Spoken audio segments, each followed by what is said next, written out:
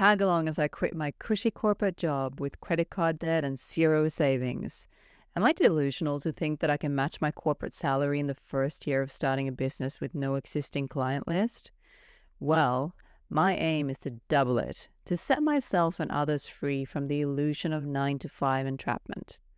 Buckle up, there might be some turbulence.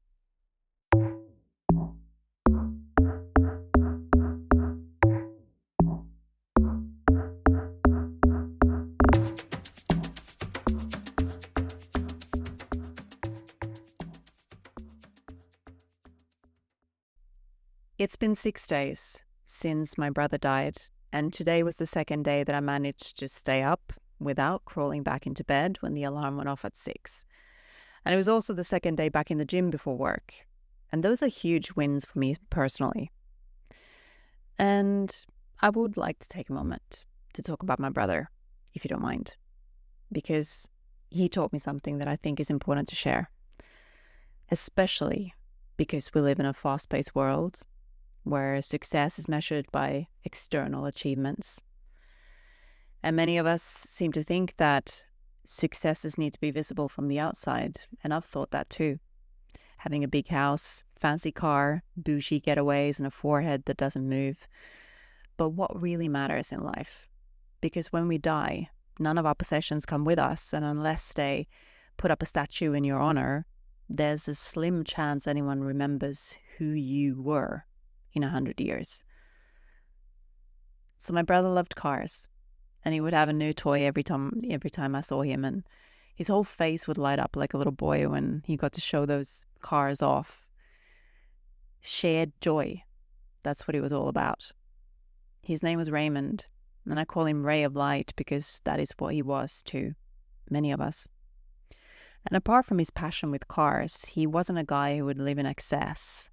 He worked a whole chunk of his life as a greenkeeper on my uncle's golf course in Sweden. And you know that show, Everybody Loves Raymond? Well, that's a running joke in our family because everybody really did love Raymond. He was like sunshine in human form. He was brightening people's days with his energy only, and before he died, it really dawned on me that this is what success really is. Not necessarily what you've achieved in monetary gains, but how you made people feel. And he made all of us feel a little bit lighter.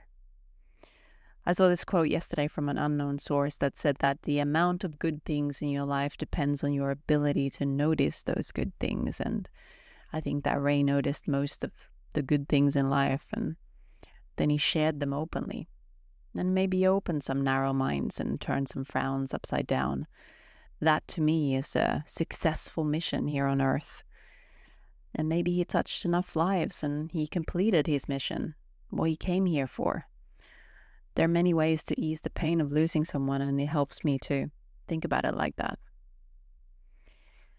I've spoken previously about what money represents to us, and just because I don't think that we should get caught up in money as a measure for how well that we're doing in life, I also want to voice how shitty it is for me to be in a situation where I have to weigh up whether I'm going to travel to his funeral or not, simply because of financial reasons. And I've been very open and honest about my current situation because the premise of this podcast is breaking the illusion of entrapment, so I will share this here openly as well. I've been angry. I've been angry at my former self, that reckless, carefree self that racked up credit card debt and didn't think about tomorrow. Stupid mayfly. But being angry at her doesn't move me forward in the right direction. Forgiving her does. And learning from it does. And making better choices does. So before I resigned, I actually did some calculations, believe it or not. And I figured that if I was to work until at least the 6th of January, I would get a full paycheck, plus the quarterly bonus that comes in January. Well, no. I made a grave error. It turns out that the pay run is from the 1st to the last of the month, and the 6th is just a cut-off time for submitting claims like monthly allowances and such. So when the paycheck came, that was supposed to get me above the red line in my account. It was only half of what I've anticipated. So there are valid reasons for weighing up whether to fly overseas right now. And that is surely another motivator for me to keep going with my goal of having what feels like financial freedom, so that when life or death inevitably happens, it's not even going to be a question of whether you can make the trip or not. You just go. So US News 2025 Financial Wellness Survey shows that nearly half of women, so that's 49% of women, do not have an emergency fund, myself included, although I don't live in America. But while the survey focuses on emergency funds in general, it also notes that 40% of Americans couldn't cover a $1,000 emergency expense with cash nor savings. And it didn't show the equivalent figures in the UK, but I don't think they were much better off than this. So do we understand the importance of creating financial independence for ourselves? Crucial. So I have to keep going. Have to keep going. My boyfriend asked me the other night if I was worried about money. And I said no, and that's the truth. I used to have this paralyzing fear of going broke to the point of continuous self-sabotage. But something in the last year has shifted, and if I knew the answer, I would share with you, but I don't. But what I do have, though, is a theory. So I'm a big believer in that we are what we consume, and the environment that we spend time in has a direct effect on our development. And the last couple of years, I've taken a deep dive into female entrepreneurship and self-sovereignty.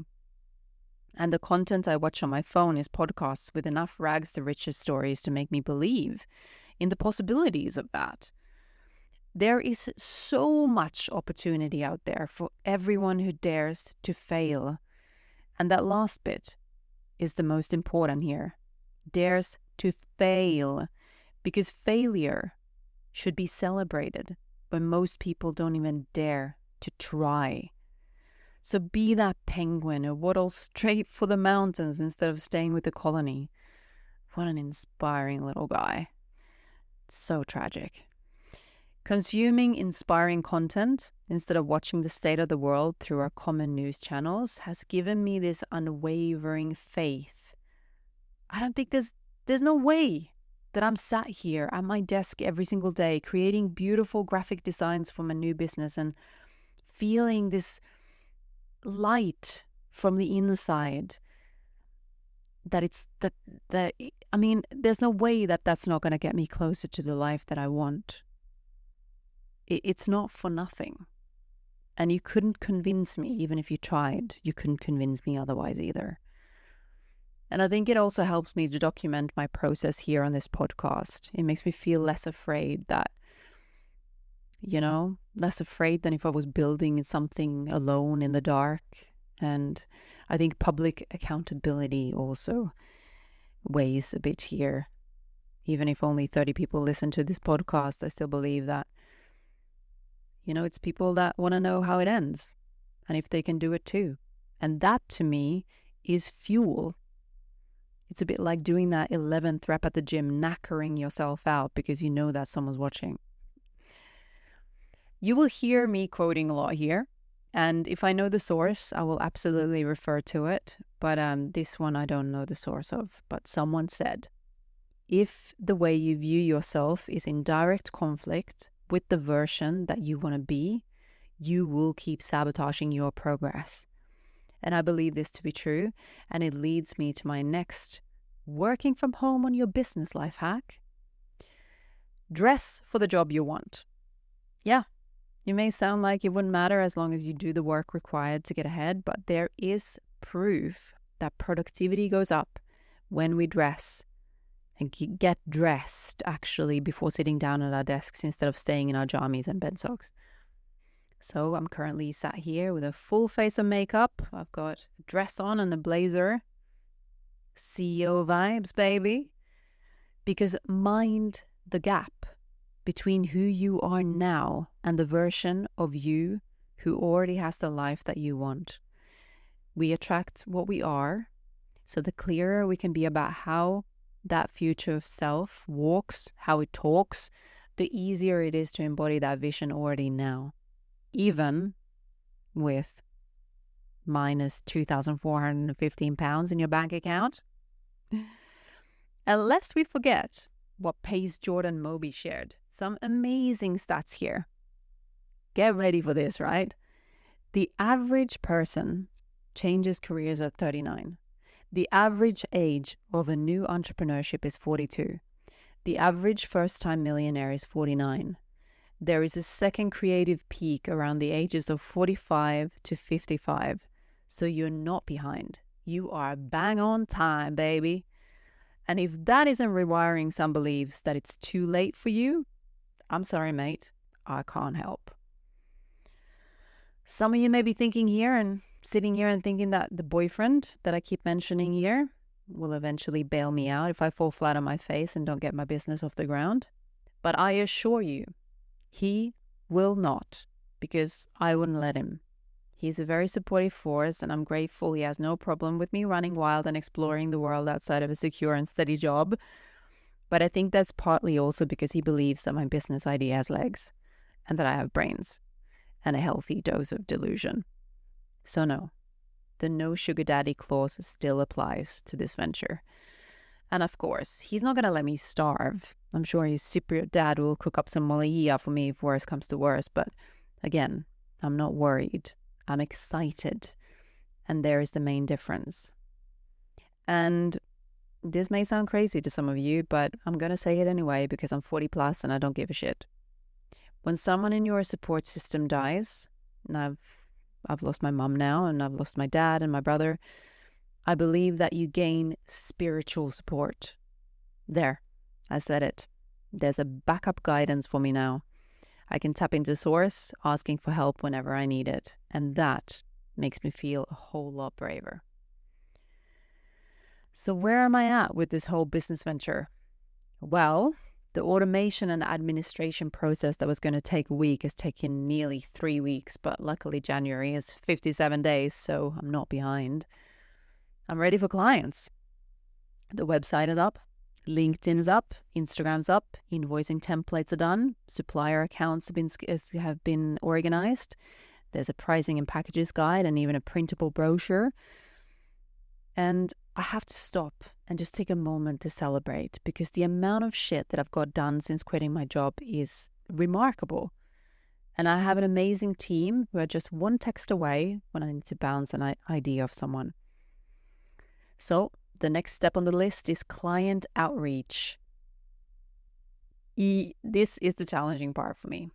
I mean, I am so comfortable behind the screen, building an empire with my creative free reign and introvert mode on, but the business is ready to be seen and I want to land my first client. So 1 week is going to be, this week, end of this week, reaching out to luxury estate agents, property developers next week.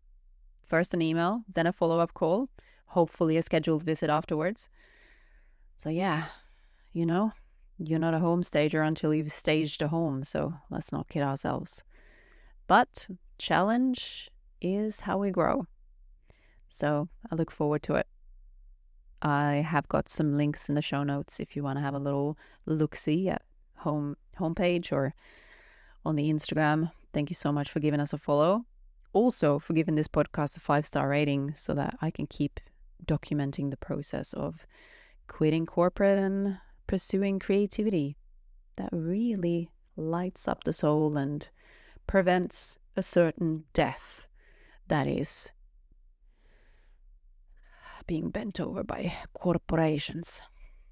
Okay, well, thanks for listening, and before I stray too much, I'm going to leave it at that. See you next time.